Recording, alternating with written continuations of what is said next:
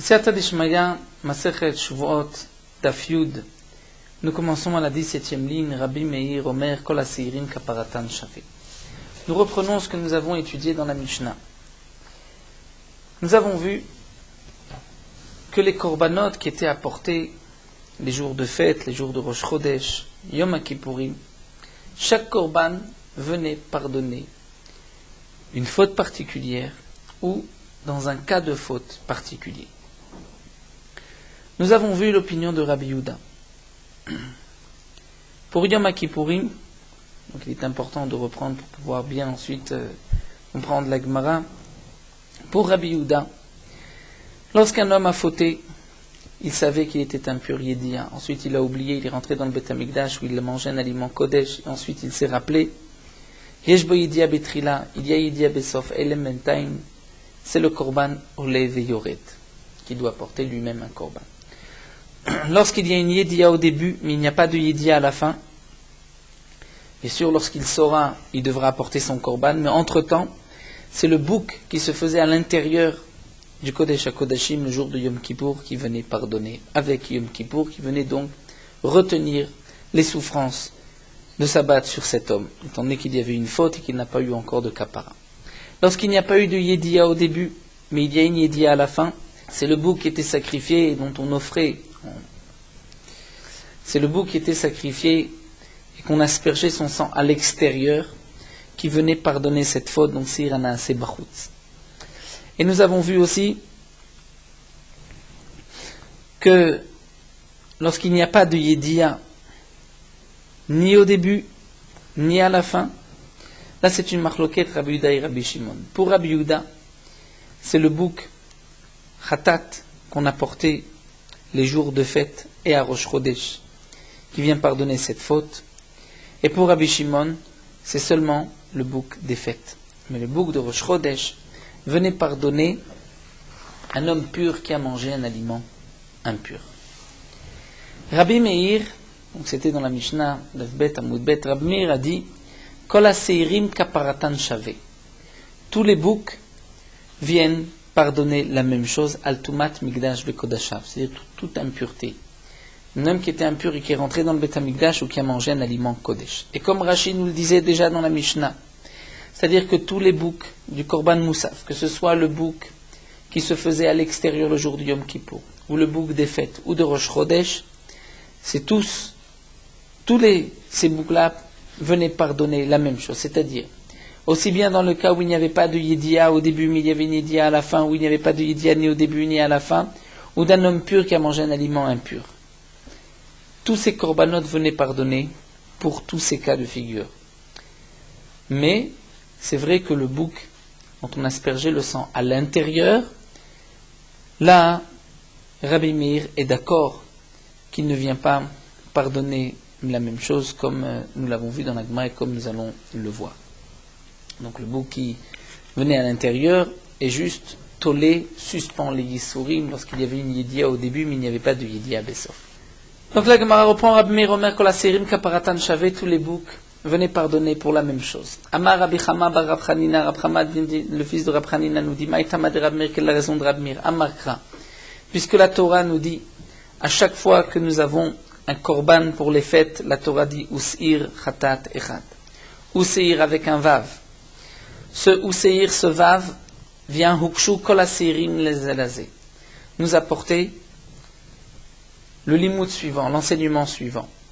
C'est que tous les boucs ont le même din, c'est-à-dire Vav Mosif Alinyan Rishon. Le Vav vient rajouter sur ce qui avait été dit auparavant. Kasal Kadatar, et donc on pensait comprendre ce que nous dit Rab Chama bar Chanina ici, que Kol Chad Vechad Mechavre Gamma, que chacun apprenait de l'autre, c'est-à-dire nous explique Rashi. Nous avons dans la Torah le bouc de Rosh Chodesh qui est marqué en premier. Ensuite il y a le bouc de Pessah. Donc on va dire, puisque c'est marqué aussi pour Pessah, on va apprendre de Rosh Chodesh. De la même manière que Rosh Chodesh vient pardonner sur un homme pur qui a mangé un aliment impur, donc Pessah aussi. Et nous allons dire, ensuite, lorsque vient le Seir, le bouc après Pessah, c'est Sukkot, mais qui est marqué juste après Yom Kippour. Donc dans la Torah, il y a Pessah, ensuite nous avons Rosh Hashanah, Yom Shavuot, Rosh Hashanah, Yom Kippour, Sukkot. Donc Sukkot vient après Yom Kippourim. Donc puisqu'à Sukkot c'est marqué Us'ir, donc nous allons apprendre de Yom Kippour. Et de dire de la même manière que Yom Kippour vient pardonner lorsqu'il n'y a pas de Yédia au début, mais il y a une Yédia à la fin. Donc de même, Sukkot pardonnera la même chose. Et on va apprendre aussi Yom Kippour de Sukkot, pour nous apprendre que lorsqu'il n'y avait pas de Yédia ni au début ni à la fin, le bouc de Yom Kippour va aussi pardonner. Et donc on va pouvoir apprendre l'un de l'autre. Dire même si Sukkot a appris de Yom Kippour, ensuite je vais apprendre donc Pessah, et ainsi de suite, je vais tourner dans tous les sens pour apprendre que tous les boucs ont toutes les caparotes marquées dans la Torah. Et c'est pour cela que la Gemara va s'étonner, pourtant Rabbi Yochanan a dit que la Torah kula lemidim lamed milamed chutz mekodashim shen lemidim lamed milamed. Dans toute la Torah, nous dit Rabbi Yochanan, lorsqu'on a appris un enseignement d'un Hekesh, et que nous avons ensuite un autre Hekesh, donc le Hekesh, c'est que la Torah marque deux dinim l'un à côté de l'autre, c'est que la Torah veut qu'on apprenne l'un de l'autre. Donc j'ai appris une halakha de 1 sur le deuxième. Ensuite nous avons un Hekesh entre le deuxième et le troisième. Est-ce que je vais pouvoir apprendre pour le troisième, du deuxième, de ce que le deuxième lui-même a appris du premier? C'est l'amed min alamed. Tu vas apprendre par un Hekesh que je donnerai au troisième le din du deuxième, et le din du deuxième je l'ai appris lui-même que du premier. Eh bien dans toute la Torah on pourra apprendre Hekesh min Hekesh, sauf dans Kodashim pour les Korbanot. Comme c'est développé dans Masechet Sfachim, nous avons une source à cela. Donc, demande la Gemara, comment peux-tu apprendre que le bouc de Sukkot va pardonner celui de Yom Kippour, pardonner celui de Pessah, et ainsi de suite, puisque tu apprends ce qui a déjà été appris par un Hekesh, tu veux le réapprendre par un autre Hekesh, c'est impossible. Alors nous dit la Gemara, Halokashia. Ce n'est pas une question. En vérité, tu as mal compris ce que Raframa Bachanina a dit au nom de Rabbi Meir. Ce n'est pas qu'on va apprendre l'un de l'autre, mais Kulhu Mikama. On va tous apprendre du premier. C'est-à-dire tous les séirim des fêtes, on apprend de Rosh Chodesh. De la même manière que Rosh Chodesh vient nous dire un homme pur qui mange un aliment impur, Rosh de Sir de Rosh Chodesh vient pardonner, donc tous les boucs des fêtes viennent aussi pardonner pour ce cas-là. Et Rosh Chodesh, je vais apprendre des fêtes. Et je vais dire que lorsqu'il n'y a pas de Yediya, ni avant ni après, Rosh Chodesh aussi vient pardonner. Et je vais tous les apprendre de Yom Kippour, lorsqu'il n'y a pas de Yediya au début, mais une Yediya à la fin. Et Yom Kippour aussi va apprendre d'eux, lorsqu'il n'y a pas de Yediya ni au début ni à la fin. Donc ce n'est pas que je vais apprendre l'un de l'autre et ainsi de suite, mais je vais tout apprendre d'un seul et tout d'un autre. Parce que ce Vav vient associer tous les Seirim. Alors nous dit la Gemara, Tinar kol de katav be'el ou Seir. La réponse que tu nous donnes après Rabbi Meir est valable pour tous les korbanot, pour tous les moussafim où c'est marqué Us'ir avec un Vav. Mais Atzeret et Yom Kippourim, pour Shavuot et pour Yom Kippourim, de lo katav be'us'ir, dans la Torah ce n'est pas marqué Us'ir izim, c'est marqué directement Seir izim. La minalan, comment vais-je pouvoir apprendre sur ce book de Atzeret Yom Kippourim qui vient pardonner sur les autres choses, puisqu'il n'y a pas de lien, il n'y a pas de Hekesh. Alors, El Amar Rabbi Yonah va dire, l'explication de Rabbi Meir, c'est d'ici, Amarcha, El et Ta'asul Hashem be'moadechem. C'est marqué ces korbanot que vous ferez pour Akadosh Baruch Hu be'moadechem dans vos fêtes. C'est-à-dire que la Torah va ici réunir tous les korbanot pour le modim. Ukshu kol hamoadim kulam zelazeh. On est mekish, un Hekesh entre toutes les fêtes, tous les korbanot des fêtes. Et donc on va dire par ce pasuk-là, ce que l'un vient pardonner, ce que nous avons appris pour Rosh Chodesh, on l'appliquera aussi pour les autres, et ce qui est pour les autres, on l'appliquera pour Rosh Chodesh. Donc ça, c'est la raison de Rabbi Meir. Seulement, demande la Gemara, va Rosh Chodesh lav moedou. Comment peux-tu dire que Ukshu kol hamoadim kulam zelazeh avec Rosh Chodesh, mais Rosh Chodesh n'est pas appelé un moed? Moed, c'est les trois fêtes. C'est Yom Tov, la Gemara répond si. Ibra, Bemet, Rosh Chodesh nam ikri moed. Rosh Chodesh t'appelait moed. Kidamar Abaye, comme a dit Abaye Damar Abaye. Tammuz de Aishata. Le mois de Tammuz de cette année-là, vers de l'année où les espions ont été envoyés par Moshe Rabbeinu. Ils ont été 40 jours espionné la terre et lorsqu'ils sont revenus le 8 Av. Et ils ont dit du Lachon Hara sur la terre d'Israël, ont pleuré de la nuit du 8 au 9. C'est pour cela que ce jour-là a été fixé Yom Bria et Dorot, que le Beth Amikdash était détruit le Tisha B'Av le 9 Av. En vérité, d'après le calcul, lorsque les Bnei Israël ont été, donc les Meraglim ont été envoyés, jusqu'au 8 Av, il n'y a pas 40 jours, il n'y a que 39 jours.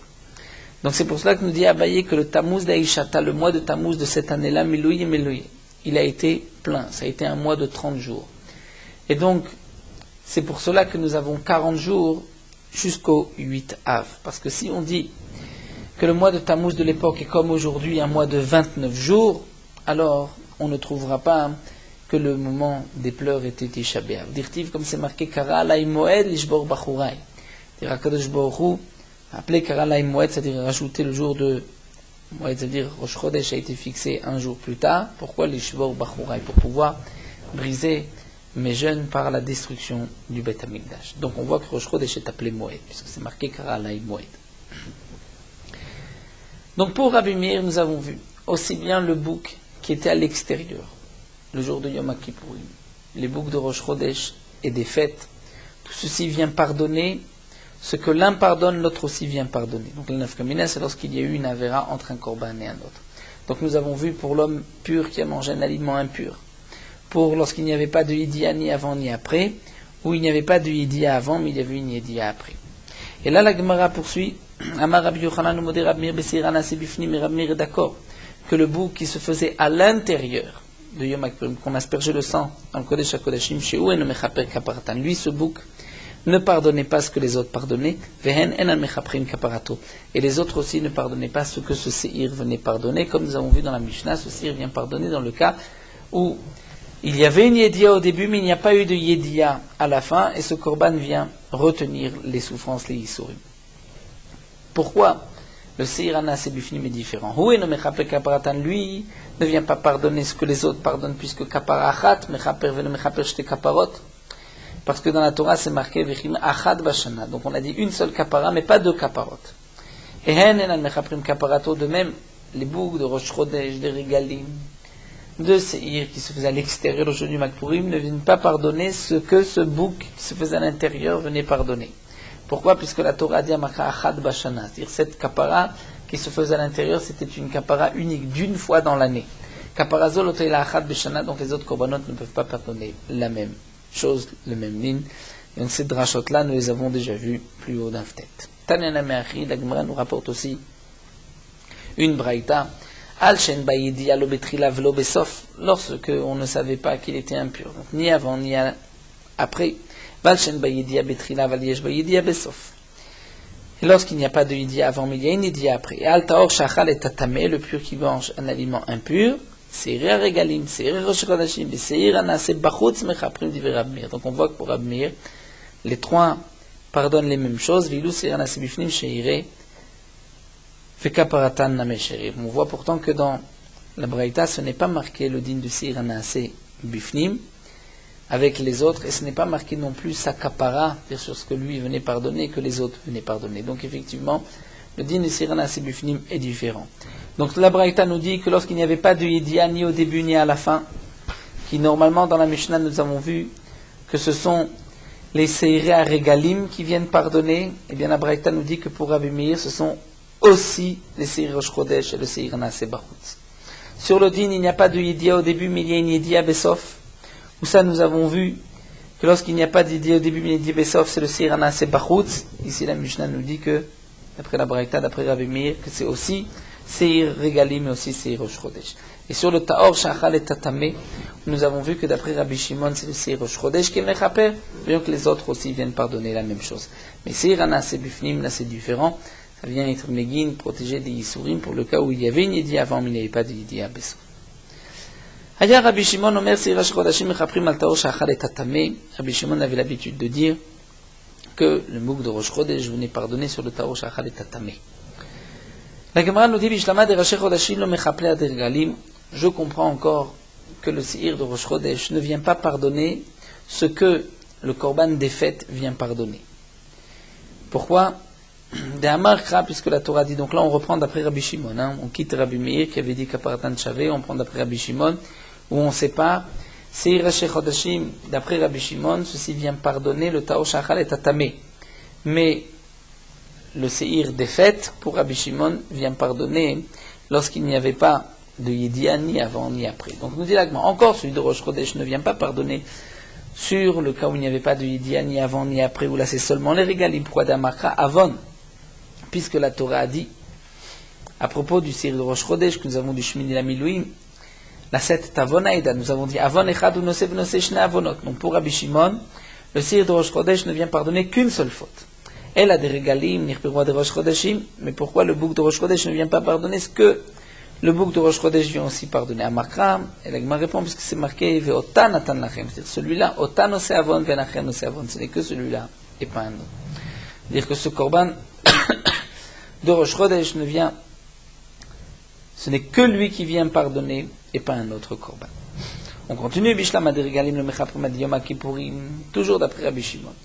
Le bouc des régalim des fêtes, nous avons vu que pour Rabbi Shimon, s'il vient pardonner lorsqu'il n'y avait pas ni de Yédia avant ni de Yédia après, je comprends pourquoi ce bouc-là ne vient pas pardonner à Yom Kippourim sur ce que Yom Kippourim vient pardonner.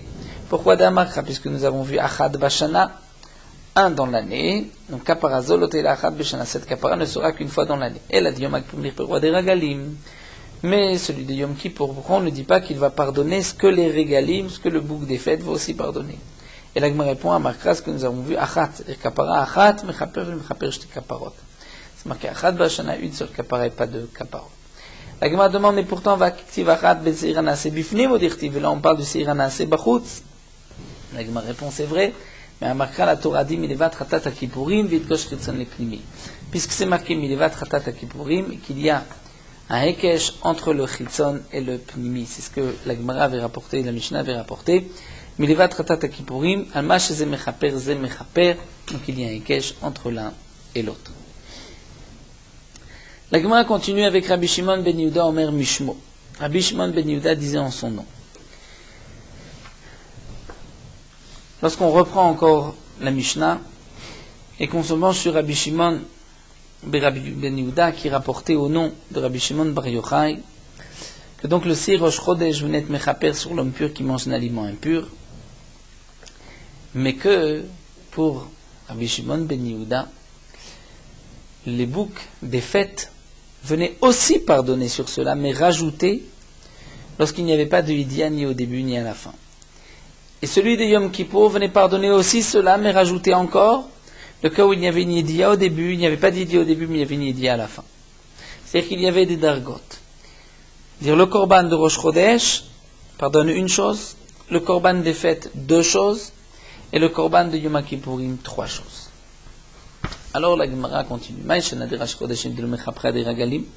Quelle différence? Pourquoi tu dis que le Seir de Rosh Chodesh ne vient pardonner que l'homme pur qui mange un aliment impur, et le Seir des régalim vient aussi pardonner ça, mais aussi lorsqu'il n'y avait pas de Yédia, comme nous l'avons vu, pas de Yédia avant et après.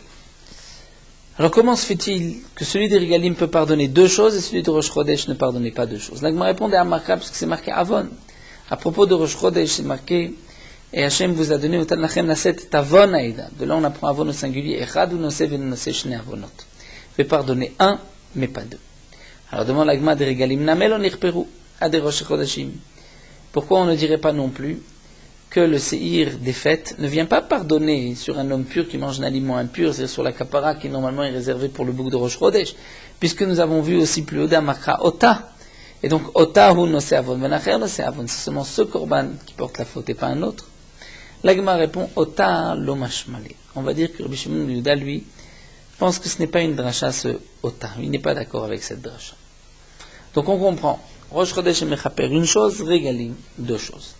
La Gemara continue, Maïshna de Régalim de Mechaper de Yom Kippour. Pourquoi Yom Kippour vient pardonner trois choses? Ce que les Régalim, les fêtes, viennent aussi pardonner, mais celui des fêtes ne vient pas pardonner ce que Yom Kippour vient pardonner. Maïshna de Régalim de Mechaper de Yom Kippourim.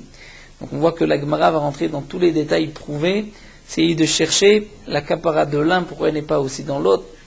On voit que chaque chose a sa source. C'est vrai que, comme nous n'avons plus de korbanot, donc on ne sent moins l'actualité de ces dapim de Gemara, mais d'un autre côté, lorsque on a bien en tête les korbanot de telle fête, de Rosh Chodesh, des fêtes de Yom Kippour, on recherche ensuite à savoir quelle est la kapara de tel korban et de tel korban et de précis le maximum. Donc la Gemara continue à poser la question Maïshna des Regalim de Mechapra de Yom Kippourim. Pourquoi le bouc des fêtes ne vient pas pardonner ce que Yom Kippourim vient pardonner? Pourquoi celui des fêtes c'est 2 et Yom Kippourim 3? Donc tu me dis, puisque c'est marqué dans la Torah, Achad Bashana, à propos de Yom Kippour, c'est une fois dans l'année, c'est-à-dire Kapara Zolot et Achad Bashana. Cette Kapara n'est qu'une fois dans l'année. Si c'est ainsi, demande la Gemara, Yom Kippourim Namel on Irperwa des Regalim. Donc le Seir de Yom Kippour ne pourrait pas pardonner sur ce que les Regalim viennent pardonner. Pourtant on a dit que Yom Kippour vient pardonner 3 choses. Et on ne devrait pas, pourquoi? Puisque c'est marqué Achat, et plus haut nous avons vu Kapara Achat Mechaper, Mechaper Shte Kaparot, de dire que Yom Kippour ne vient pardonner qu'une seule chose, et pas 2 choses, et bien sûr pas 3 choses. Alors la Gemara répond non, Achat lo mashmale. Pour Shimon ben Rabbi Yehuda, ce Achat non plus, il ne pense pas qu'on doit être Doresh. Et pourquoi Rabbi Shimon ben Yehuda pense que ce Achat on ne peut pas être Doresh? Amai. La Gemara répond de Chiktiv Achat besir anase bifnim ktiv. Parce que ce Achat est marqué dans le Seir qui se faisait à l'intérieur, et ici on parle du Seir qui se faisait à l'extérieur. C'est vrai que plus haut la Gemara nous avait dit qu'il y avait un Ekesh.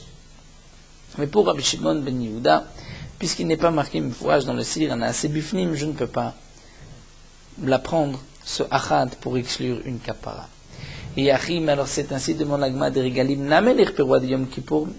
Pourquoi on ne dit pas que le korban des fêtes va aussi pardonner sur ce que Yom Kippourim vient pardonner? Puisque si tu me dis achat, je te dirais des chiktiv achat, besirana sebifnim. Je te dirais que c'est seulement sur le zir qui se fait à l'intérieur ktiv.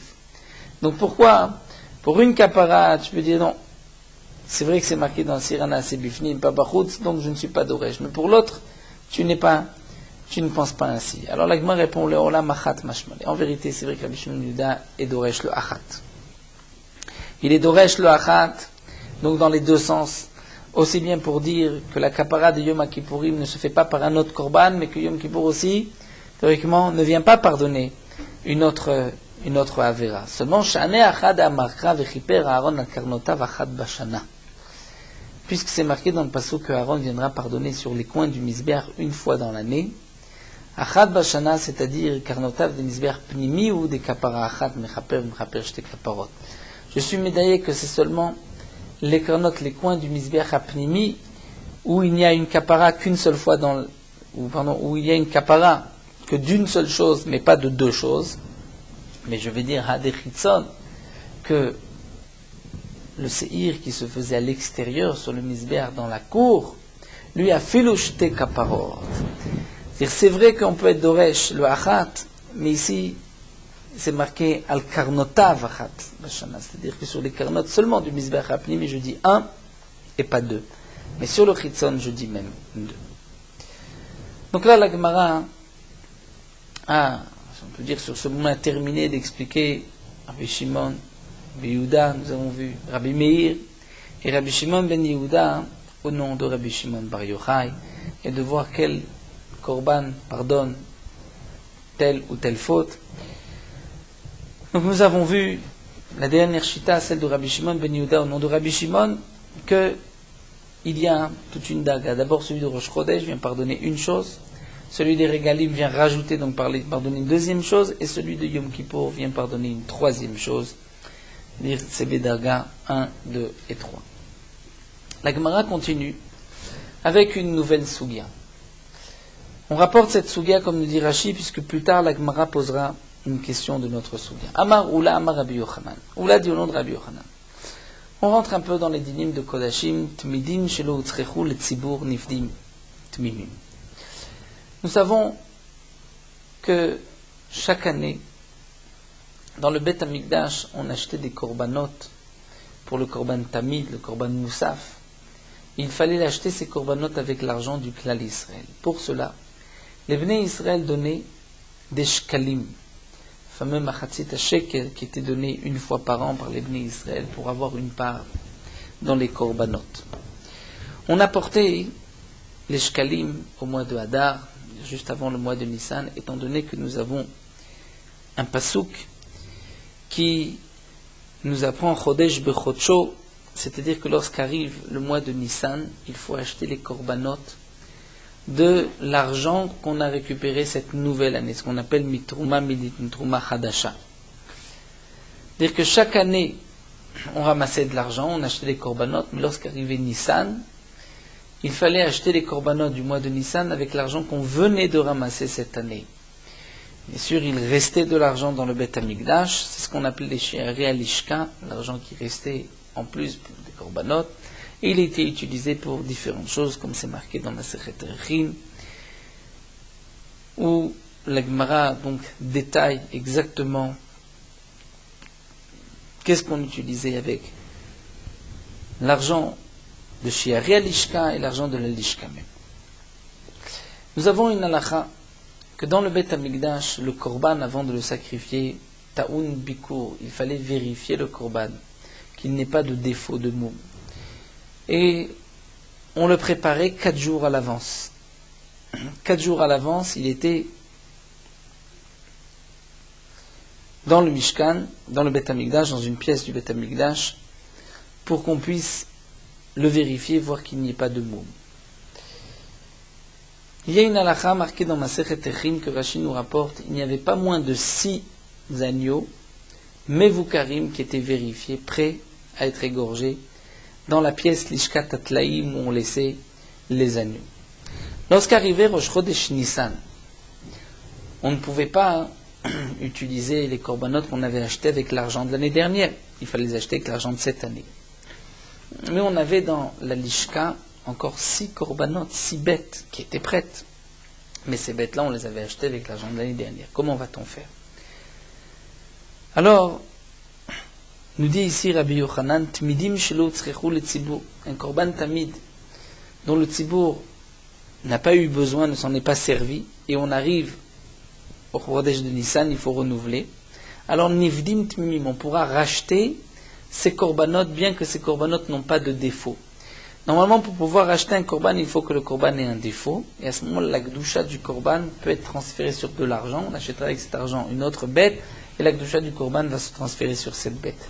Mais si la première bête n'a pas de défaut, on ne peut pas la racheter, on ne peut pas transférer sa kedusha. Rabbi Yochanan nous dit pour les tmidim qu'on n'a pas eu besoin, on peut malgré tout transférer la kedusha bien que la bête n'a pas de défaut. Donc comment on procédait? On prenait de l'argent choulin profane et on disait la kedusha de ces bêtes, de ces 6 bêtes qui se trouvaient dans la lishka, cette kedusha va être transférée dans les pièces. Ces pièces-là, on les utilisera pour Mutaratrouma chez Alishka. Ce qu'on faisait d'habitude, Rachid nous dit, on recouvrait Tzipouille du Bet Kodesh à Kodashim. Une fois qu'on avait transféré la Gdusha de ces bêtes, donc nous avons de l'argent qui est Kodesh, on le laisse chez Alishka, on s'en servira pour recouvrir le Echal, le Kodesh à Kodashim à l'intérieur, et les 6 bêtes n'ont plus de Gdusha, elles sont maintenant choulines. Puisqu'elles sont choulines, je vais maintenant les racheter avec l'argent de la lishka hadasha, de l'argent qu'on vient de prélever, et ensuite je pourrai prendre ces korbanot et les sacrifier. Donc ça, c'est ce que nous dit Rabbi Yochanan. Racheter la kedusha de ces korbanot, même si le korban n'a pas de défaut, on peut le faire. C'est un cas particulier, puisque normalement, un korban ne peut être racheté que s'il a un défaut. Là, il n'a pas de défaut, et pourtant on voit qu'on peut le racheter. Yetiv Rabba avec Amarle le Hashmata. Rabba était assis, mais a dit cet enseignement à Amarle Rafrizda lui dit Man Tsaït Lecha ve Rabbi Yochanan Rabba. Qui t'écoutera? À toi et Rabbi Yochanan ton maître. Comment peux-tu dire une telle chose? La Kdusha qui se trouvait, comment cette Kdusha peut disparaître? Où est-ce qu'elle est partie? Si la bête n'a pas de défaut, la Kdusha de la bête ne peut pas être transférée sur de l'argent, donc la bête reste Kodesh. Où est-ce qu'elle s'est déplacée? Amarle. Alors Rabba répond à Frisda et lui dit Atlotis Bera, Telo Amrinan Kdusha Shebem Lechan Alcha. Et toi, tu ne penses pas que lorsqu'il s'agit d'un digne de Tzibour, nous dit Rashi, on ne dit pas ce principe-là? Ve'atnan, pourtant, voici une Mishnah où on voit que Betsibour, on disait ce principe-là, Motar Aktoret. L'Aktoret, comme nous le disons tous les jours dans Pitum Maketoret, Shlosh Meot, Vishim Ushmana Manim Ayuba, il avait 368 manim. Shlosh Meot, Vishim Chamisha, Keminyan Motachama, qu'on utilisait un mané par jour. Ou Shlosha Manim Yeterim, et 3 derniers manim. Même Machnis Kohen Gadol, Venotel même l'Orfna Yom Kippourim que le Kohen Gadol devait prendre pour pouvoir avoir une pleine poignée le jour de Yom Kippourim. Donc le Kohen Gadol n'utilisait pas toute la Ktoret. Donc il restait une partie de la Ktoret. Et cette Ktoret était Kdusha. Il y avait une Kdusha Tagouf. Mayo Simba, qu'est-ce qu'on en faisait dans cette Kdusha de Ktoret? Puisque la Ktoret avait été achetée avec de l'argent Kodesh. Alors, Mafrishim Mimenasraro Manim, c'est marqué que les ouvriers qui venaient s'occuper de la Ktoret, préparer la Ktoret, il fallait les payer. On les payait avec l'argent de la Trouma de la Lishka. Donc, comment on pouvait leur payer? Comment on faisait pour les payer? C'est vrai qu'on pouvait leur donner de l'argent, mais là, pour pouvoir récupérer la Ktoret, on faisait ainsi. Mafrishim Mimenasraro Manim. On prenait de l'argent choulin, c'est-à-dire de l'argent de la Trouma Talishka, le prix qu'on devait payer les Oumanim, les Zoumouillés, les Betaftinas qui préparaient la Ktoret. Mais cet argent était Kodesh. Alors on mechalilin al maot. On allait mechalilin on allait rendre profane cet argent en payant les ouvriers par cet argent, donc leur travail, qui était un travail Kodesh, c'est-à-dire la Kedusha de l'argent disparaissait puisqu'ils étaient payés pour cela. Donc l'argent était maintenant Choulin. Donc on avait donné dans les mains d'un Gizbar, on dit voici tu prends pour tous les ouvriers, le Gizbar lève, je vais faire un kinyan pour tous les ouvriers.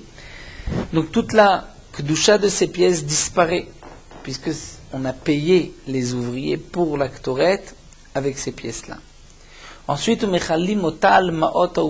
va prendre la Ktoret qui restait et on va transférer la Kedusha de la Ktoret sur cet argent-là, de laquelle on avait enlevé la Kedusha en donnant aux ouvriers leur salaire. Et ensuite, puisque la Ktoret, on lui avait enlevé sa Kedusha, donc notnim otal umanim bisraran, on donnait aux umanim en leur disant voici, nous allons vous payer avec de la Ktoret. Et on retournait chez l'Oumanim vechozrim velokrim otam mitruma chadasha. Et on venait, on leur disait, on va maintenant vous acheter la Ktoret mitruma chadasha de l'argent qui vient d'être prélevé.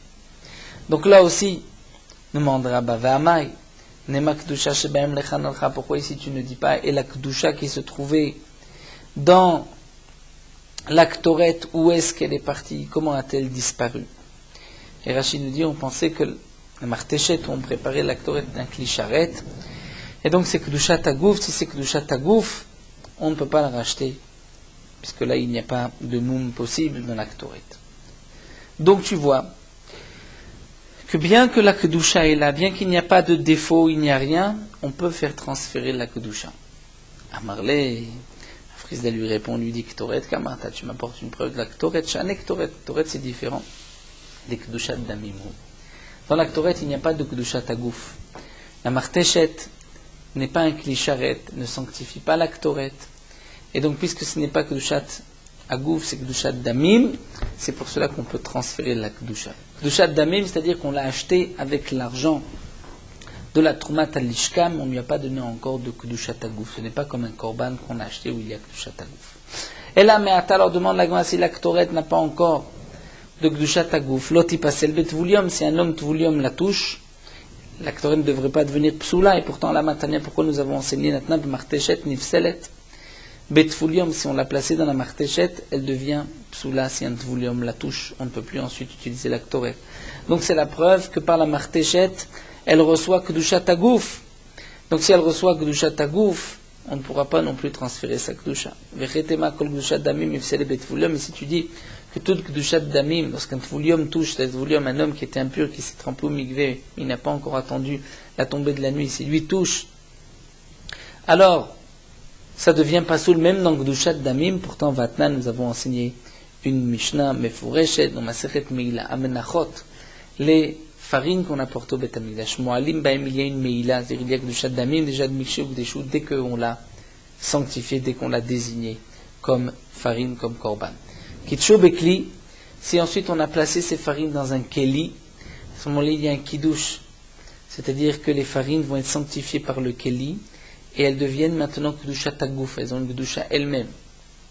Ces farines, et Urshirou le Psal Betvulium, lorsqu'un Tvulium les touche, on ne pourra plus toucher, consommer cette farine, ni la sacrifier. Au Bimchoussa Kippourim, où si un homme était impur, il s'est purifié, mais il n'a pas encore apporté ses korbanot, comme un Metzora, un Zav, un Zava Yoledet, alors aussi la mincha devient psoula, ou belena, et si la nuit passe, elle perd aussi sa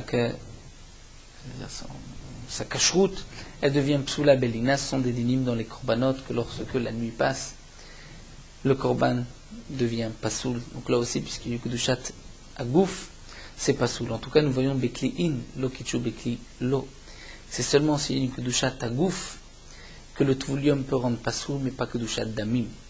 Donc nous dit la Gemara, si tu dis que la Ktoret a kedushat damim, c'est vrai que je comprends comment on peut faire enlever sa kedusha, bien qu'il n'y a pas de défaut dans la Ktoret. Mais si tu dis que c'est kedushat damim, alors pourquoi lorsqu'on l'a mis dans la martéchet, c'est pas sous le betvulium? Alors dit la Gemara, et la maï kedushat agoufi, tu veux dire qu'il y a une kedushat agouf, c'est-à-dire que la Ktoret elle-même est kedusha, c'est un autre degré de kedusha, c'est pour cela que le tvulium la rend psoula. Alors elle a mis à tâter passer le belina, si c'est ainsi.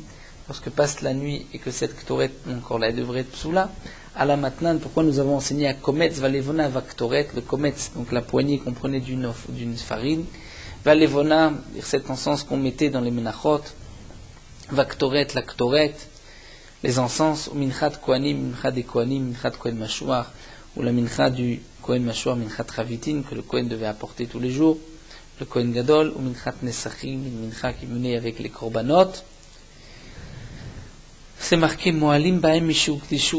Il y a une Meila dès qu'on les a sanctifiés, dès qu'on a dit ces farines sont Kadosh. Kitchu Bekli, lorsqu'on les a posées dans un kli, Urshirou li passel Betvulium Mechousa Kippurim Belina.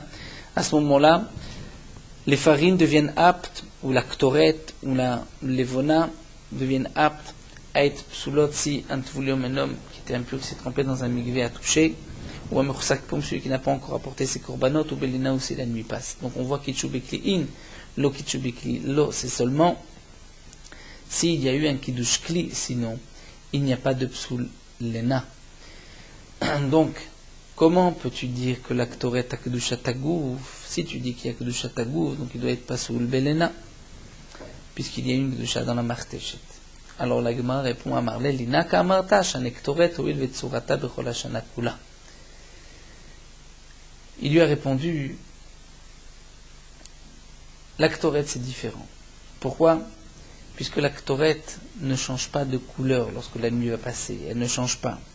Donc bien que c'est que du chatagouf, mais ce n'est pas pasoul belina. C'est vrai que pour les autres korbanot, lorsque la nuit passe, l'iridiasmi murtsura, ou même la viande n'est plus la même puisqu'elle a passé la nuit. Mais pour la Ktoret, c'est la même. La tsura ne change pas. Donc puisqu'elle ne change pas, donc c'est pour cela que malgré qu'il y a une kedusha, dans la Ktoret qui est une kedusha tagouf, il n'y a pas de psoul lena.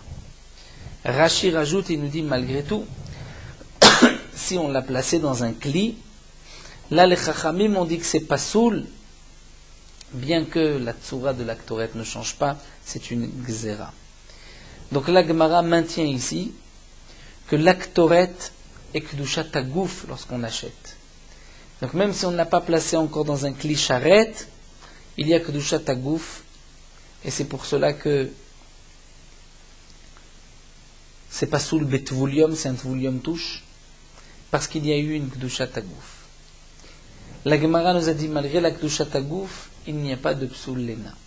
Mais c'est vrai qu'on n'a pas répondu à la question. C'est ce que la Gemara nous dit ici, Mikol Makom Kashia, la question reste, comment on peut enlever la Kedusha de la Ktoret? Comment on peut enlever cette Kedusha de la Ktoret sur de l'argent alors que c'est Kedushat Hagouf. Et la Gemara répond Amar Rabba, Lev Bedin Matne Alem, Motzrechu, Tzrechu, Vimlav Yoledmem. C'est vrai que normalement la Kedusha ne peut pas disparaître et transférer, mais c'est le Bedin, lorsqu'il achète la Ktoret, qui va mettre cette condition qu'il n'y a de Kedushat Hagouf que sur ce qu'on a besoin. Et sur ce qu'on n'aura pas besoin cette année, il n'y a pas de Kedushat Hagouf, ce sera seulement l'Idmehem pour sa valeur, et donc c'est pour cela qu'on peut faire transférer la Kedusha. Donc Rabba vient en vérité répondre sur les deux questions, aussi bien sur ce que nous dit Rabbi Yochanan Tmidim Shelo Tzrichu Letzibour que sur la Ktoret. C'est vrai que le Tamid n'a pas de défaut, comment on peut transférer la Kedusha ou la Ktoret, puisqu'il y a Kedushat Hagouf, comme nous avons vu dans la Gemara. Mais malgré tout, nous dit Rabba, c'est que le Bedin peut poser cette condition. Ne Kadosh Kedushat Hagouf que ce qu'on va utiliser.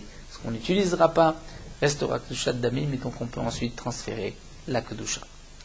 Nous allons nous arrêter ici à Marlé Abaye. On reprendra, puisque la Gemara n'a pas terminé cette Sougya, on reprendra Mizrat Hashem, un petit kitsour de ce que nous avons vu ici avec Rabbi Yochanan.